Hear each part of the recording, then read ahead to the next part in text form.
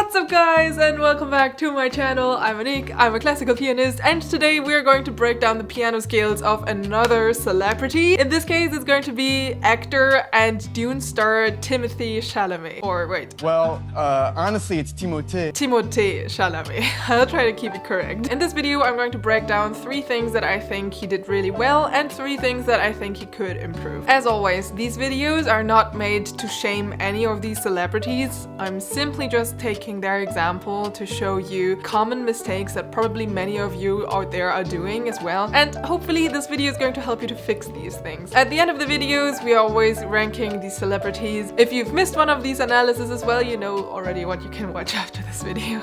Now, Timothée Chalamet apparently already had lessons for 5 years, but he stopped at the age of 12. For a scene in the movie Call Me By Your Name, he refreshed his piano skills again, and this scene is going to be my main source for this video analysis. I honestly didn't watch the full movie of Call Me By Your Name yet, so let me know in the comments what you think about the movie and also which of all the movies that Timothée has played in is your favorite. Okay, now let's go and have a look at his piano skills.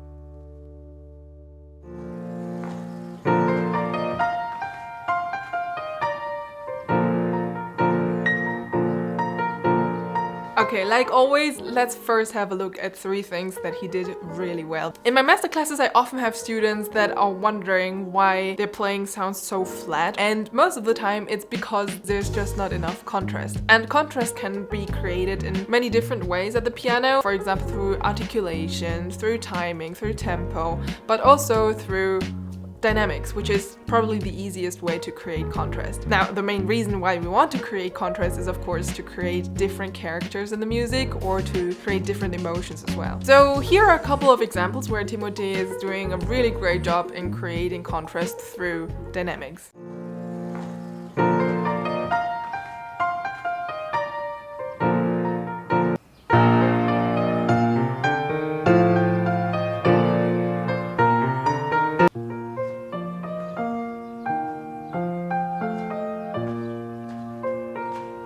So in case you're one of these people who feels like their playing feels a little bit too flat, well, try to add a little bit more dynamical contrast. Have a look at what exactly did the composer write into the scores, and it will give you normally a good idea of, you know, what kind of dynamics you should use there.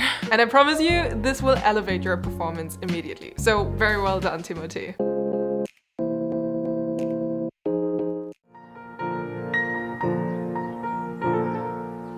Well, hello! Here comes a little trill. But a very nice trill actually. Now, you can hear that it's not very fast, he's not using lots of notes, but you don't need to trill super fast with like thousands of notes every time, because as you can see, it sounds perfectly fine with less notes and a little bit slower. Now, of course, you can and you should maybe also try to improve your trill game, but as long as you're not able to trill that fast, please don't do it, because I don't want to hear something like that. But even if you're able to trill fast, it's not always the best musical choice. Now, the fingering that he's using here is not a fingering that I would like. That sounded completely wrong. Okay, anyways, please don't use 2-3 to trill. That is, in 99.9% of the times, not the best choice. I was using 2-3 a lot to trill when I was younger, but only until I discovered that there are other finger combinations that are so much better and gives you so much more control over just everything, over the speed, over the dynamic, over relaxing your hand while you're playing. So try out some other stuff. Like 2-3 is really not a good choice. Probably in this case I would recommend something like 1-3. Now, I'm not going to go too much into details here, but if you're interested, I made a video about trills up here. Okay, now listen to this.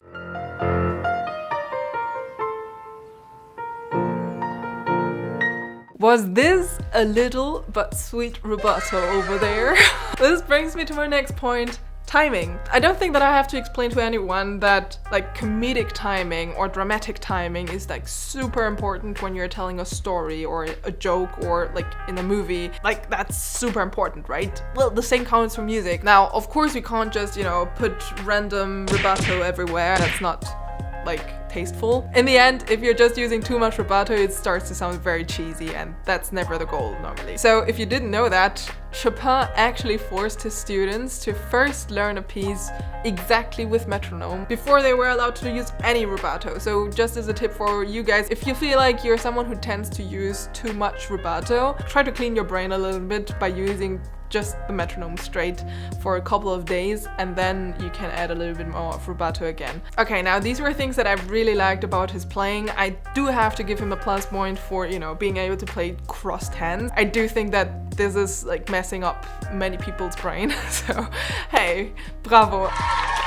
Really, really good job so far. Now let's have a look at things that he could improve. Now, before anyone starts to put like all the hate comments again, these videos are not to shame these celebrities. Many of you out there who are playing piano are seeing themselves doing similar mistakes as Timothée. So this video is hopefully helping you to discover these mistakes, to understand and fix these problems.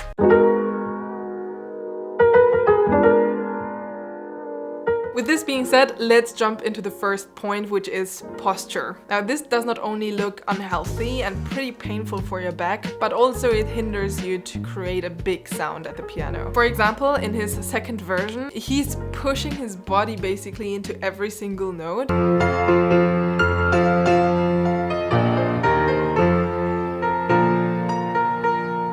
Which just shows me that he's not aware of how to create a really nice full fortissimo. To create a big sound at the piano, we are using the weight of our arm, which is controlled by our shoulder and our wrist. The posture of our upper body is like super important, and we should try to keep it most of the time straight so we can breathe calmly and without any, you know, problems.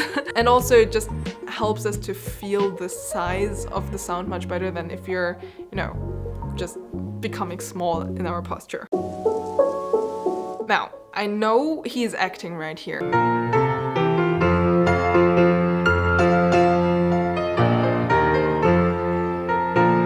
I would guess that this part where he's like doing weird things with his face is part of his performance as an actor and not so much a performance thing for his piano playing. But I know that many people out there are actually doing weird stuff with their face while they perform, which we should just not do.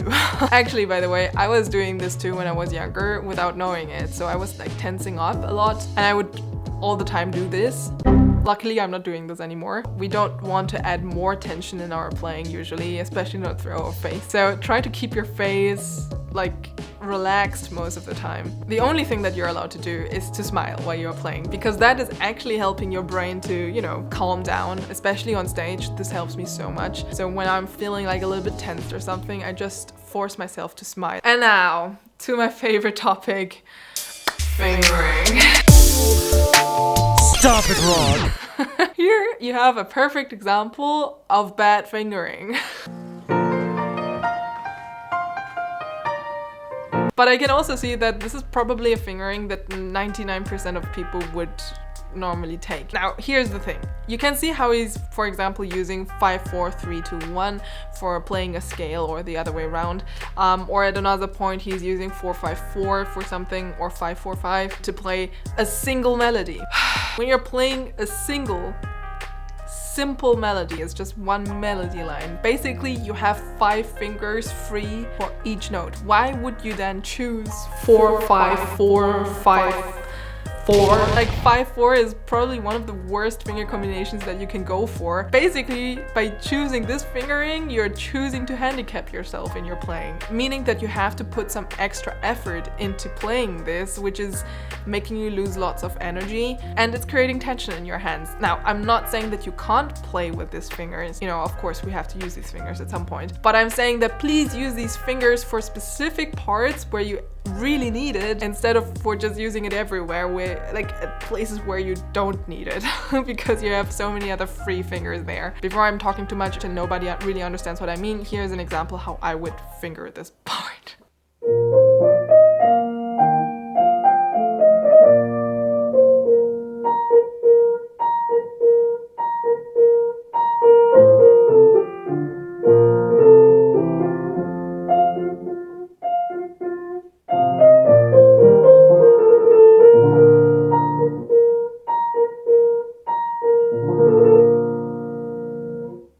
Okay guys, this was the analysis. Now let's try to rank his level. I would place him somewhere here. If you are interested in finding out how good Taylor Swift's piano skills are or the ones of Kate Middleton, you'll find the videos here. See you in the next videos. Bye.